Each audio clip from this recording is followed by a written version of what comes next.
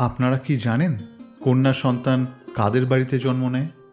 ভগবান কন্যা সন্তানদের জন্য কোন বাড়ি চয়ন করেন?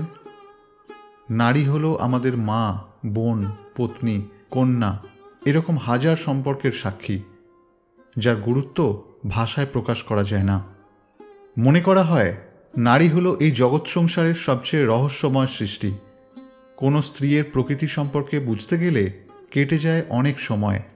তাও অনেক ক্ষেত্রে এই প্রশ্নে হিন্দু পুরাণে এমন কিছু কাহিনীর উল্লেখ আছে, সেখানে স্বয়ং ভগবান অনেক সময় তার এই সৃষ্টিকে বুঝতে সমর্থ হননি। ভগবান ব্রহ্মা, যিনি হলেন এই সংসারের সৃষ্টিকর্তা, সমস্ত কিছু বানাতে তার কিন্তু বেশি সময় লাগেনি। এমনকি সমগ্র ব্রহ্মাণ্ড তৈরি করতেও তার অধিক সময় লাগেনি, কিন্তু নারী সৃষ্টি করতে তার অনেক বেশি সময় লেগে গেল। তিনি চিন্তায় পড়ে গেলেন। আরও একটা বিষয় হলো, সব ধরনের মানুষই অনেক ক্ষেত্রে কথা গোপন করে রাখেন, কিন্তু মেয়েদের পেটে কোনো কথা গোপন থাকে না। কেন এমনটা হয়? নমস্কার শ্রোতা বন্ধুরা, জীবন দর্শন মোটিভেশন চ্যানেলে আপনাদের সকলকে স্বাগত। আশা করি সকলে ভালো আছেন। নারীর সৃষ্টি এবং কোন বাড়িতে নারীর জন্ম হয় সেই সব বিষয় জানতে হলে ভিডিওটি শেষ পর্যন্ত দেখুন। নারী সৃষ্টিতে ব্রহ্মার দীর্ঘ সময় লাগার কারণ জানতে অনেক দেবদূত ব্রহ্মার কাছে এসে নানান প্রশ্ন করতে থাকে। দেবদূতরা জিজ্ঞাসা করলেন যে, হে পিতামহ, আপনার এই সৃষ্টিতে এত সময় লাগছে কেন? পৃথিবীর বাকি জীবকুল সৃষ্টিতে তো এত সময় লাগেনি। ব্রহ্মা বললেন, আমার এ এক অনবদ্য সৃষ্টি, যা অন্য সব কিছু থেকেই সম্পূর্ণ ভিন্ন। এই সৃষ্টি যে কোনো পরিস্থিতিতে নিজেকে সামলে নিতে পারবে। সুখের সময় হোক কিংবা দুঃখের সময়, সর্বদা নিজের বুদ্ধি প্রয়োগ করে সেই সময়গুলিকে সুসময়ে পরিণত করবে। পরিবারের সকল সদস্যের একাই সেবা করার ক্ষমতা থাকবে। অসুস্থ হলেও অনেক কঠিন কাজ করার ক্ষমতা থাকবে।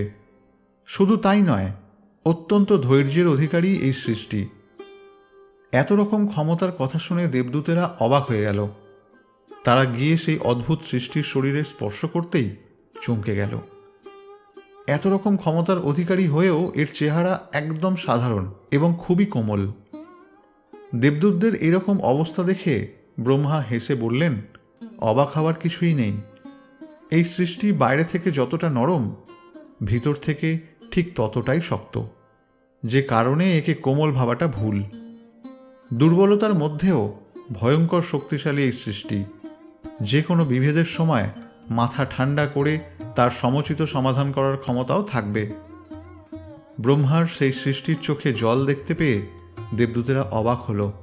তাদের কথায় ব্রহ্মা বললেন, এটা হচ্ছে নারীর সবথেকে বড় শক্তি, যা দিয়ে নারীরা সব কিছুই জয় করতে পারবে। নারীর অশ্রু প্রেম ও করুণার প্রতীক। তখন দেবতারা বললেন, কি অদ্ভুত রচনা আপনার। ব্রহ্মা বললেন, এর মধ্যে কোনো কিছুরই কমতি নেই। যখনই এ দুর্বল হয়ে পড়বে, তখনই মনের সমস্ত যন্ত্রণা ও ব্যথা নিজের অশ্রুর মাধ্যমে বিসর্জন দেবে। পরক্ষণেই আবার আগের মতো শক্তিশালী হয়ে উঠবে। ক্লান্ত হয়ে যাওয়ার পরেও সংসারের সমস্ত দায়িত্ব, সন্তানের দেখাশোনা, স্বামীর খেয়াল, পিতামাতার সেবা সব কিছু পালন করবে। অসুস্থ হয়ে গেলেও কখনো নিজের কথা ভাববে না। এই করুণাময়ী মা যখন তার সন্তানের কোনো বিপদ দেখে, সে তখন চণ্ডীর রূপ ধারণ করে। তখন সে কাউকে ভয় পায় না। এই ক্ষমতা আমার অন্য কোনো সৃষ্টির মধ্যে নেই। এরা এতটা সরল প্রকৃতির হবে যে কোনো কথা নিজেদের মধ্যে লুকাতে পারবে না, যে কারণে এদের অনেক সমস্যার সম্মুখীন হতে হবে। দেবদূতরা অবাক হয়ে বললেন, তাহলে এই সৃষ্টি কি আপনার তৈরি হয়ে গেছে? ব্রহ্মা বললেন, না। এত রকম ক্ষমতার পরেও এই নারী নিজের আসল অস্তিত্বের কথা ভুলে যাবে যে সে কি করে দেখাতে পারে। তবে এই স্ত্রী যদি সর্বদা তার পরিজনের সাথে থাকে, তাহলে সেই পরিবারের কোনোদিন কেউ ক্ষতি করতে পারবে না। নিজের পরিবারকে সর্বদা আগলে রাখে এই নারী। এই নারী হল ভগবানের এক অমোঘ সৃষ্টি, যা একাধারে কঠিন কঠিন সমস্যাগুলোকে খুব সহজেই সমাধান করতে পারে। এই কথা শুনে দেবতারা অবাক হয়ে ভগবান ব্রহ্মাকে জিজ্ঞাসা করেন, হে প্রভু, এত কাজ কি নারীরা দুই হাতে করতে পারবেন? তখন ব্রহ্মা বললেন, হে বৎস, এটাও ভুলো না যে নারী আমার সব থেকে গুরুত্বপূর্ণ রচনা, তার কাছে কোনো কাজই অসম্ভব না। তখন দেবতারা বললেন, কি অদ্ভুত রচনা আপনার, এর মধ্যে কোনো কিছুরই কমতি নেই। নারী আমার সব থেকে গুরুত্বপূর্ণ রচনা, তার কাছে কোনো কাজই অসম্ভব নয়। হিন্দু ধর্মে নারীকে দেবীর অংশ বলা হয়। নারীকে মা অন্নপূর্ণা ও মাতা লক্ষ্মীর অংশ বলে মনে করা হয়। নারী ছাড়া শুধু বাড়ি কেন, সম্পূর্ণ সৃষ্টিও পরিপূর্ণ হতে পারে না। যে বাড়িতে নারীকে সম্মান করা হয়, সেই বাড়িতে মাতা লক্ষ্মী বাস করেন। সেই বাড়িতে কখনো অভাব অনটনের ছায়া দেখা যায় না। কিন্তু যে বাড়িতে একজন নারী বিনা কারণেই চোখের জল ফেলে, সেই বাড়িতে কখনোই মা লক্ষ্মী বাস করেন না। তাহলে আমাদের কি করা উচিত? আমাদের বাড়িতে যে মা রয়েছেন, আমাদের যে কন্যা সন্তান রয়েছেন, তাদেরকে সম্মান করা উচিত।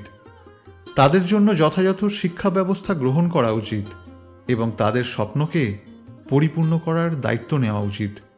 যখন এই সমাজের সমস্ত নারী এগোবে, তখনই কিন্তু আমাদের সমাজ এগোবে। আমরা অনেকেই জানি না যে কন্যা সন্তান বহু জন্মের পুণ্যের পর আমাদের বাড়িতে জন্মগ্রহণ করে। কিন্তু এই যুগে দাঁড়িয়েও বহু মানুষ ভাবেন যে কন্যা সন্তান জন্ম নিলে তাদের বংশের অনেক অর্থের অপচয় হবে, বংশের উন্নতি ব্যাহত হবে। এটা কেবলমাত্র মূর্খতা ছাড়া আর কিছুই না। কারণ মেয়েদের জন্ম যার তার বাড়িতে হয় না। যাদের বাড়িতে কন্যারূপে মা লক্ষ্মী আসেন, তারা খুবই ভাগ্যশালী হয়। এবার জানব ভগবান কোন বাড়ি চয়ন করেন কন্যা সন্তানের জন্য। কোন পূর্ণ কর্ম করলে পিতামাতার ঘরে কন্যা সন্তানের জন্ম হয়। একদিন মহারথী অর্জুন শ্রীকৃষ্ণকে জিজ্ঞাসা করলেন, কোন কোন পুণ্যকর্ম করলে কন্যা সন্তানের মাতা পিতা হওয়া যায়, এবং ভগবান কোন ঘরই বা চয়ন করেন কন্যা সন্তান জন্ম দেওয়ার জন্য। এই কথা শুনে ভগবান শ্রীকৃষ্ণ বললেন, কন্যা সন্তান যার তার ঘরে তো জন্মগ্রহণ করেই না, বরং সেই ঘরেই জন্মগ্রহণ করে যে তার ভার নিতে পারে।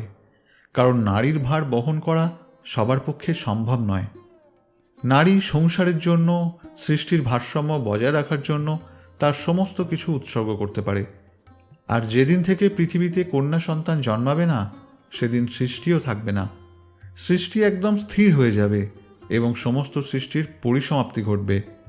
যে বাড়িতে কন্যা সন্তান জন্মায়, তার স্থান স্বর্গের ন্যায়। কারণ পুত্র সন্তান শুধুমাত্র নিজের বংশকে উন্নত করে, বিস্তার করে, কিন্তু কন্যা সন্তান দুই বংশের উন্নতি সাধন করে। আপনারা একটা কথা শুনেছেন যে কন্যা সন্তান পিণ্ডদান করতে পারে না। এই কথাটা কিন্তু সম্পূর্ণ সত্য নয়। কারণ রামায়ণকালে মাতা সীতা রাজা দশরথের মৃত্যুর পর পিণ্ডদান করেছিলেন, যার ফলে রাজা দশরথের স্বর্গপ্রাপ্তি ঘটে এবং তিনি মুক্তি লাভ করেন। আমাদের শাস্ত্রে বলা হয়েছে যে একটি মেয়ে তার বাবার পিণ্ডদান করতে পারবেন এবং শ্বশুরবাড়িতেও যদি কোনো পুত্র সন্তান না থাকে, তাহলে পুত্রবধূ পিণ্ডদানের অধিকার লাভ করে। যারা সৌভাগ্যবান, শুধুমাত্র তাদের বাড়িতেই কন্যা সন্তানের জন্ম হয়। আর যাদের বাড়িতে একের বেশি কন্যা সন্তান জন্ম নেয়, তারা খুবই সৌভাগ্যবান।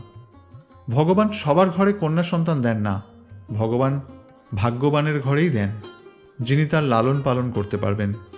শুধুমাত্র অর্থের সাথে পালন করা নয়, যিনি গরিব হয়েও তার সন্তানের সমস্ত দায়িত্ব পালন করবেন, তার খুশির কথা ভাববেন, সঠিক চিন্তা এবং সঠিক শিক্ষাদান করতে পারবেন। ভগবান তাদের ঘরেই কন্যা সন্তান দেন। কেননা ভগবান শ্রীকৃষ্ণ বলেছিলেন যে নারীর ভার সবার পক্ষে নেওয়া সম্ভব নয়। প্রিয় শ্রোতা বন্ধুরা, আশা করি ভিডিওটি আপনাদের সমৃদ্ধ করেছে। সনাতন ধর্মকে জানার জন্য এবং সনাতন ধর্মের মাহাত্ম্যের মাধ্যমে জীবনকে অনুপ্রাণিত করতে চ্যানেলটি সাবস্ক্রাইব করুন এবং সকলে ভালো থাকুন। নমস্কার।